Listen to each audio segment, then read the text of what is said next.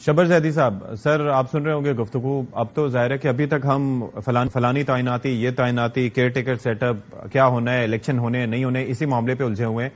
آپ جو ایک تصویر کشی کر رہے ہیں ایک طرح سے معیشت کی کہ انفلیشن کہاں تک پہنچ گئی اور آگے بھی نہیں، ہو کیا رہا ہے ہماری معیشت کے ساتھ؟ دیکھیں ستی صاحب، بات بڑی سمپل سی ہے کہ معیشت کو مختلف زاویوں سے دیکھا جا سکتا ہے. میں نے جو آج ٹویٹ کیا تھا وہ یہ کیا تھا کہ جو انفلیشن ہے وہ 35% کے قریب چل رہی ہے. چلے اس پہ آپ یہ کہہ سکتے ہیں کہ 35 نہیں ہے، 31 ہے. اور جو ہماری کیلکولیشن ہے اور جو گورنمنٹ کی کیلکولیشن بھی ہے کہ کوئی اس میں کمی آتی ہوئی نظر نہیں آ رہی ہمیں. جب آئی ایم ایف کے ساتھ ہم جائیں گے تو یہ انفلیشن بڑھے گی. تو اس انفلیشن کے رہتے ہوئے جو ایک عام آدمی ہے جس کی تنخواہ، جس کی آمدنی 30-40 ہزار 50 ہزار سے کم ہے، وہ اب زندہ نہیں رہ سکتا. تو اس وقت آپ کو بنیادی ضروریات کو گورنمنٹ کو سبسیڈائز کر کے اور ان کو روٹی پرووائڈ کرنی پڑے گی. ادروائز ہم بہت سیریس غریب آدمی کے کرائسس میں چلے جائیں گے. اس کا کوئی تعلق کسی سیاسی پارٹی سے، کسی الیکشن سے، کسی آئی ایم ایف کے پروگرام سے نہیں ہے. جو میں دیکھ رہا ہوں وہ یہ ہے کہ پاکستان میں جو انفلیشن ہے، جو مہنگائی کی شرح ہے، اس میں کوئی بھی اکنامسٹ اس سے بحث کر سکتا ہے. آنے والے دنوں میں کوئی چانس نہیں ہے کہ مہنگائی کی شرح کم ہوگی. کوئی چانس نہیں. کوئی میں نہیں. دیکھیے میں اس لیے نہیں کہہ رہا کہ میں بڑائی میں نہیں کہہ رہا، میں اکنامسٹ پریڈکٹ کر رہا ہوں نا کہ ہمیں جو حالات نظر آ رہے ہیں وہ نہیں ہوگا. جب وہ نہیں ہوگا تو پھر کیا علاج ہے؟ اب یہ علاج صرف یہ ہوتا ہے، میں نے جو اچھا دیکھیے راشننگ جو ہوتی ہے وہ کوئی اچھا علاج نہیں ہے، وہ بڑا خراب علاج ہے.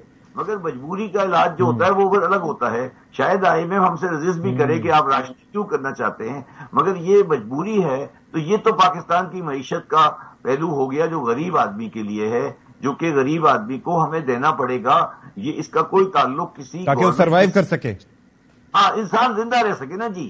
دیکھیے آپ کو یہ ایک ریاست کی ذمہ داری ہے کہ کم از کم اتنا تو پرووائڈ کرے کہ وہ آدمی آٹا، چنے کی دال اور دالوں کے زندہ رہ سکے نا. کم از کم یہ تو آپ کو کرنا پڑے گا. اور یہ ہے کیونکہ دیکھیے آپ لوگ یہ ریئلائز نہیں کرتے کہ اس وقت انڈیا میں جو آٹا ہے وہ 36 روپے کلو ہے، اور ان کا چلے اگر ڈالر کا بھی کر لیں تو کوئی کمپیریزن نہیں ہے. تو ہم جو ہیں بہت غلط جگہ پہ چلے گئے ہیں، اور ہم نے یہ ریئلائز نہیں کیا کہ ہم نے کس طرح پاکستان کے غریب عوام کو پیس دیا ہے، بالکل ٹوٹلی پیس دیا ہے. اور یہ لوگ بڑی بڑی ٹھیک ہے سولوشن بھی اس کا پتہ کرتے ہیں. لیکن قادر مندوخیل صاحب، آپ ذرا یہ بتائیے کہ آپ اس وقت حکومت میں ہیں، ظاہر ہے کہ آپ کی جماعت اس وقت اتحاد میں ہے مسلم لیگ نون کے ساتھ. یہ چیزیں آپ دیکھ رہے ہیں، فورسی کر رہے ہیں؟ مفتاح اسماعیل صاحب کے باہر جانے کے بعد اب ان کے خلاف کارروائیاں کی بات ہو رہی ہے، کارروائیوں کی کہ جی ان کے خلاف کارروائی کی جائے گی کیونکہ ان کو لگتا ہے کہ جی وہ باجوہ صاحب کے زیر اثر تھے. اس طرح کی چیزیں سامنے آ رہی تھیں. اب ہوگا کیا؟ جو فیصلے آپ یہ دیکھیں کہ اس وقت لینے تھے آئی ایم ایف کی بات ماننے کے، وہ اب کیے جا رہے ہیں. آپ یہ دیکھیں ریمیٹنسز ہماری اتنی گر چکی ہیں اور اس کی وجہ سے ہمارے فورن ریزروز بھی کم ہوتے جا رہے ہیں. اور ریمیٹنسز کیوں کم ہو رہی ہیں کہ جب انٹر بینک ریٹ آپ اس طرح سے روک کے رکھیں گے اور حوالہ ہنڈی کے ذریعے لوگوں کو پیسہ 260 روپے فی ڈالر ملے گا، تو وہ کیوں آپ کو بینکنگ چینل سے پیسے بھیجیں گے؟ تو یہ ریئلائزیشن آپ کو ہے کہ کیا ہو رہا ہے، یا ڈار صاحب کیا کر رہے ہیں اس وقت معیشت کے ساتھ؟ ستی صاحب، آپ تو جرنلسٹ ہے، میں اور علی بھائی تو وکیل ہے. آپ پاکستان کی سارے وزیر خزانہ کا ریکارڈ اٹھا کے دیکھ لیں. جب پی ٹی آئی کے وزیر خزانہ تھے تو شوکت ترین صاحب فرماتے تھے کہ یہ نااہل ہے، ان کو معیشت کا نہیں پتا. اس کے بعد اس کو بھی چھوڑیے، پی ٹی آئی کے 4 وزیر خزانہ کا. ہماری حکومت میں ہمارے اتحادی جب مفتاح اسماعیل صاحب وزیر خزانہ تھے تو اسحاق ڈار صاحب کہتے تھے اس کو نہیں پتا. آج اسحاق ڈار صاحب وزیر خزانہ ہے تو مفتاح اسماعیل صاحب کہتا ہے کہ اس کو نہیں پتا. اور میرے خیال میں ہمارے محترم شبر زیدی صاحب کو بھی یہ ٹویٹ کرنا چاہیے کہ مجھے کیوں نکالا، کیونکہ مفتاح اسماعیل صاحب نے بھی کہا کہ مجھے کیوں نکالا. عوام سوال کریں گے مجھے کیوں نکالا. یہ مجھے کیوں نکالا والا ڈائلاگ جو ہے نا، یہ ہر وزیر خزانہ اور ایف بی آر کے چیئرمینوں کے اوپر فٹ ہوتا ہے. جب یہ حکومت میں ہوتے ہیں تو ان کے دوسرے جو ایکسپرٹ ہوتے ہیں وہ یہ کہتے ہیں میں کوئی اور بات ہے. کر رہا ہوں. میں اس وقت وہ بات نہیں کر رہا کہ فلاں نے کیا کیا. میں اس وقت بات یہ کر رہا ہوں، میں یہ بھی نہیں کہہ رہا کہ جی خان صاحب کے وزرائے خزانہ تو بہت برے تھے، لیکن جس لیول پہ وہ چھوڑ کے گئے تھے کم از کم اتنا ہی مینج کر لیا جاتا. اب 3-4 مہینے تک تو یہ آرگومنٹ ٹھیک تھا کہ جی وہ مطلب ٹریپس بچھا کے گئے ہیں, بارودی سرنگیں بچھا کے گئے ہیں, لیکن ابھی جو فیصلے صحیح وقت پر نہ ہونے کی وجہ سے جو ہو رہا ہے, ایل سیز نہیں کھل رہی, لوگ پریشانی کا شکار ہیں, یہ صورتحال آپ کو پریشان کر رہی ہے بینگ اے اتحادی, بینگ اے کولیشن پارٹنر, کہ یہ ہو کیا رہا ہے؟ جی میں اس کو تفصیل بتانا چاہ رہا تھا. بات یہ کہ دیکھیں, میں شروع سے یہ بات کہتا رہا کہ پاکستان کی تاریخ میں کیا انگریز کے دور سے پاکستان میں اتنا بدترین سیلاب نہیں ہے.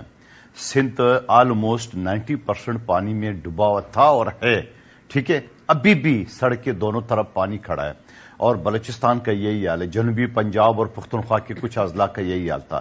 اس وقت بھی میں کہتا رہا تھا آپ کے مختلف شو میں یہ کہ جب پانی کھڑا ہوگا تو آپ مجھے بتاؤ کہ فصلیں, سبزیاں, فروٹ, یہ چیزیں کہاں سے ہوں گی. تو یہ چیزیں تو ہمیں پہلے سے پتا تھا کہ یہ چیزیں ہوتی رہی تھی. اب اگر یہ اب جو بات آپ سوال کر رہے ہو, یقیناً یہ رات تو رات نہیں ہوتا ہے, یہ رات تو رات یہ نہیں ہوتا ہے, اس کے پیچھے ایک بیک گراؤنڈ ہے. یعنی پچھلی حکومت نے کیوں نہیں خریدا, تیل خریدا, ظاہری بات ہے تیل اگر خریدتے ہیں یا گندم خریدتے ہیں تو کل خرید کے آج پاکستان نہیں آتا, اس کے لیے ٹائم چاہیے, اس کے لیے سارے پروسیس چاہیے, وہ یقیناً جو نا اس میں 2-4 مہینے یا ٹائم لگتا ہے. میں اس سے ہٹ کے بات کر رہا تھا, وقت مختصر. علی محمد خان صاحب کی جانب چلتے ہیں تھوڑا سا. میرا سوال سیدھا سا تھا علی محمد خان صاحب, ڈو یو تھنک کہ جس طرح سے ابھی باتیں ہو رہی ہیں اور اوور آل چیزیں ہو رہی ہیں, میرا سوال ان سے بھی یہی تھا, قادر مندوخیل صاحب سے, کہ یہ فیصلوں میں اتنی تاخیر کیوں ہو رہی ہے؟ چلے ابتدا کی ذمہ داری آپ لوگوں پہ ڈال دی جاتی ہے کہ جی آپ لوگ ایسا کر کے گئے تھے, آپ نے سبسڈی غلط ٹائم پہ دی تھی جاتے جاتے, لیکن ابھی آپ کو کوئی وے آؤٹ نظر آ رہا ہے؟ اگر وے آؤٹ کی بات کریں, یا الیکشن ہی آپ کو نظر آتا ہے واحد حل ہے؟ دیکھیں 3-4 باتیں ہیں. سب سے پہلی تو شبر صاحب کے بارے میں بات یہاں ہوئی ہے, قادر صاحب نے کی ہے. شبر صاحب جو ہیں ان کو کسی نے نکالا نہیں تھا, وہ خود چھوڑ کے گئے تھے, اور آنریبل آدمی ہیں, ٹیکنوکریٹ ہیں, قابل آدمی ہیں. بس وہ آپ ایک حد تک آپ کر سکتے ہیں, پھر وہ چلے گئے. تو ہمارا تو آج بھی ان سے عزت و احترام کا رشتہ ہے. دوسری چیز یہ دیکھیں, الیکشن ایک حل ہے, لیکن پورا حل الیکشن بھی نہیں ہے. الیکشن آپ کرائیں, لیکن الیکشن کے بعد کے لیے ابھی سے ہمیں پلاننگ کرنی پڑے گی کہ جس کی بھی حکومت آئے وہ اپوزیشن کو بٹھائے, اور کم از کم 25-30 سال کا ایک براڈ اسپیکٹرم میں ایک پلان اس ملک کو ہم دے. دیکھیں ہم بڑے خراب تھے, ہم بڑے نہ تجربہ کار تھے, نہ اہل تھے, جو بھی تھے. 6 کی GDP پہ ملک کو چھوڑ کے گئے, اگر اس کو بہتر نہیں کر سکتے 6 پہ چلانا چاہیے تھا. اگر 6 سے کم ہوا ہے مطلب آپ نا اہل ہیں. ہماری زراعت 4.4 پہ ترقی کر رہی تھی. صنعتی شرح نمو, صنعتی چھوٹی صنعتیں 7.2, خدمات کا شعبہ سروسز 6.2, بڑی صنعتیں 10.5, بجلی کی پیداوار کی تقسیم 7.9, مواصلات ٹرانسپورٹ 5.4, برآمدات 29 ارب ڈالر ریکارڈ اضافہ, اور تعلیمی شعبہ 8.7. ہمارا فوریکس ریزرو تھا 17 ارب ڈالر, اب 3.5 ارب ڈالر ہے.